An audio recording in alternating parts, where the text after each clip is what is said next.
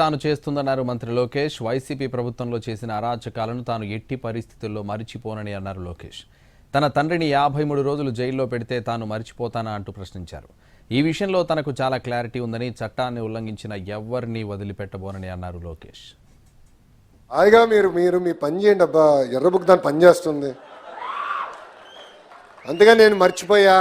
ఎట్ట మర్చిపోతా స్వామి? ఎందుకు మర్చిపోవాలి స్వామి? తోట చంద్రని చంపేస్తే మర్చిపోమంటావా? నందం సుబ్బయ్యని చంపేస్తే మర్చిపోమంటావా? ఎట్ట మర్చిపోతా?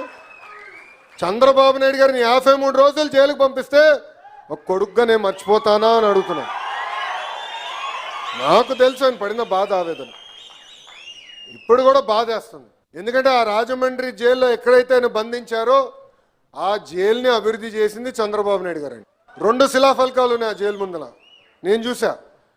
బాబు గారు ఎక్కడైతే పెట్టారో అది ఆయన మొదటి టర్మ్లో చేసింది.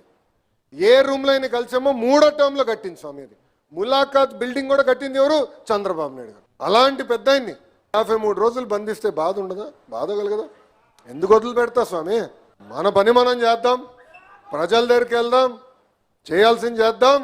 ఎర్ర బుక్ దాన్ని పని చేసుకుంటూ వెళ్తుంది. అంతేగాని మర్చిపోయా ఏదో అయిందనేది ఉండదు. నా జీవితాంతం నేను మర్చిపోను. నాకు చాలా క్లారిటీ ఉంది. ఎందుకంటే తప్పు చేసిన ఎవరిని వదిలిపెట్టుకోవచ్చు స్వామి. అధికారులు అయి ఉండొచ్చు, రాజకీయ నాయకులు అయి ఉండొచ్చు, పోలీస్ ఆఫీసర్లు కూడా అయి ఉండొచ్చు.